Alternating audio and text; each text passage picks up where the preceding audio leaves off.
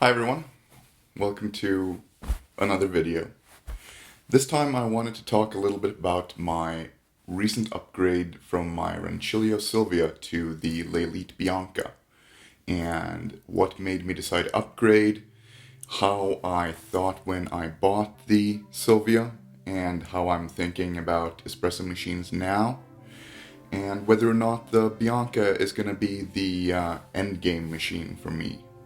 When I bought the Silvia back in May, my thinking was that I wanted a real espresso machine, but I thought that it was going to be more of a nice on weekends thing and that I wouldn't bother with all the fuss of making real espresso in the morning. As for other potential machines, I turned down the Gaja Classic Pro due to not having an OPV and just generally not looking as good as the Silvia in my opinion. And I turned down the Sage or Breville in other markets Barista Express due to not being 58 millimeters, not having an actual boiler for steam, and also having the integrated grinder, which I felt would be unnecessary because I wanted a separate grinder. I also briefly considered more expensive machines, but they were quickly rejected on the grounds that this was going to be a weekend thing, so I didn't want to spend too much money on it. I did, however, briefly consider the Decent despite the significant price difference, but in the end I just felt that I couldn't justify the cost for something that I didn't even know if I was going to be using that much. I did know early on that I would be getting a PID for the Silvia, but as you might know, that turned into me building my own controller for it. The full tour on that controller will have to wait for another video, but I was able to achieve some pretty cool things with it. Pre-infusion, logging, gravimetric shots, all sorts of cool things. It also turned out that this only on weekend idea was just plain wrong. Since I'd coded the ability to automate preheating the machine in my home automation system, that removed a lot of the fuss from making espresso, and turned out I was using the machine pretty much every day. I felt like I was coming up against the limits of the hardware with the Silvia, and that my mods were starting to become sunk costs and were really giving me diminishing returns. Plumbing the machine, for example, wouldn't be possible to do a good job of. Adding something like pressure profiling would be difficult and not really produce good results. And the single boiler design meant that if I wanted to make drinks for multiple people, it would still be a difficult process with lots of cooling down in between, and there's really nothing you can do with mods to sort of prevent that.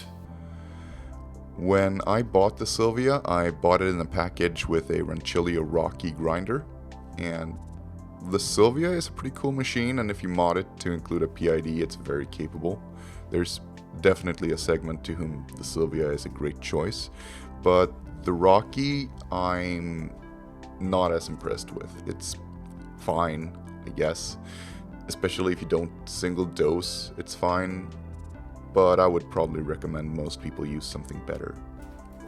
So, after a lot of consideration, I ordered a Niche Zero, and of course the Niche Zero takes a while to arrive. I ordered mine on July 24th for delivery in October, and during the wait, the upgrade-itis started setting in for a new machine as well. My thinking was that I wouldn't buy a new machine until after I'd gotten my new grinder, because it would just be a waste to get a nice new machine and then use the Rocky with it. But then in the middle of September, my niche shipped and the upgrade-itis started to set in pretty hard. At this point, I knew that I was going to be upgrading at some point, but the only question was to what, and possibly when. This time there were a lot more machines under consideration.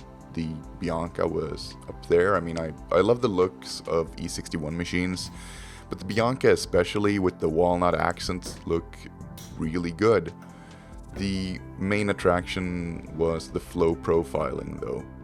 Another option was the Rocket R60V, which I had gotten a lead on a used machine for about the same price as a Bianca, actually slightly cheaper. The R60V looks good and it has flow profiling, but it's configurable via a menu rather than a manual paddle. And the third option was getting a decent DE1 Plus, which is still a super cool machine, but in a sense it's kind of the anti-Bianca. It's entirely computer controlled, pretty much everything on it can be programmed, and it's also about twice as expensive as the other machines, and it has a waiting time. But I sort of made out the choice to be one of craft versus programming. Getting the elusive God shot from a Bianca is about learning the skill of pulling a great profile shot and then being able to actually apply it.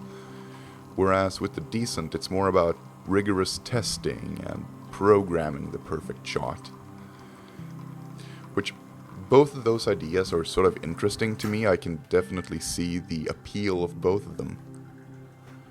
The Rocket, while a nice machine, just felt like a weird sort of compromise between these two extremes. It's not as much a craft as with the Bianca. It doesn't have that manual control, but it also doesn't have the near limitless adjustability of the Decent. As the delivery date of the niche was drawing near, I was in my favorite coffee store in Stockholm, Kaffekompaniet, planning just to look at the Bianca and then maybe order it for home delivery, because I didn't want the hassle of actually lugging the machine home. 20 minutes later though, I was in a taxi, having gotten a rebate for the cab fare on my way home with the Bianca. So I guess that settled the matter. I've had the Bianca now for about a month and I love it. It makes great espresso. I can pull shot after shot after shot and steam all of the milk I need. The flow profiling is super fun and I can make some really interesting shots with it. Since getting it, I've also plumbed the machine, and the convenience factor of plumbing a machine is amazing. If you have the ability, I would really recommend doing it. It's very convenient. That's not to say there's no potential for improvement in the Bianca. I mean, the LCC, that little display with the controls, is pretty cool. But I'm pretty sure an ESP32 microcontroller could do wonders for integrating the Bianca into my smart home.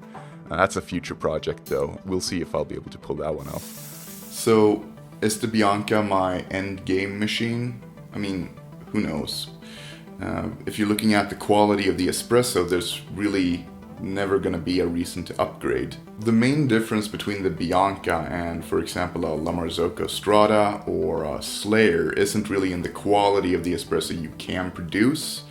It's more how many shots can you pull a day and how reproducible is that quality. So if you have a machine, a big commercial machine like a Strada, you would be able to pull shot after shot after shot, and it would be exactly the same if you're using a quality grinder. That's great if you're working in a cafe, but for me that doesn't really make a big difference. A machine like the Decent is interesting. I mean, the idea of programming everything when it comes to making espresso, it really sort of speaks to me as a developer. That's where I was sort of going with my hardware mods for the Silvia, being able to control every aspect of the machine and program it for it to be reproducible. And that's interesting. But to me right now, I feel it's more interesting to have the sort of craft of doing it myself. The Decent is an excellent machine, but it just feels different than an espresso machine. It feels like something else. It doesn't sound like an espresso machine. It sort of looks like an espresso machine. And I mean, it is an espresso machine, but the feeling isn't like a classical E61 group. It doesn't make the sort of noises that you would expect an espresso machine to make. It's a different beast, and that's interesting. But I'm not sure that's a place I'm gonna want to go anytime soon. So for now, I'm super happy with the Bianca. I expect to remain super happy with the Bianca unless something drastically changes, and I'm very excited to see what I can do with it, because it feels like there's a lot of unexplored potential there. I think that's it for this video, and as for the typical YouTube outro, thanks for watching. Don't forget to like, comment, and subscribe. Also, that bell that I don't know why people use, you can click that if you want to. Have a good one.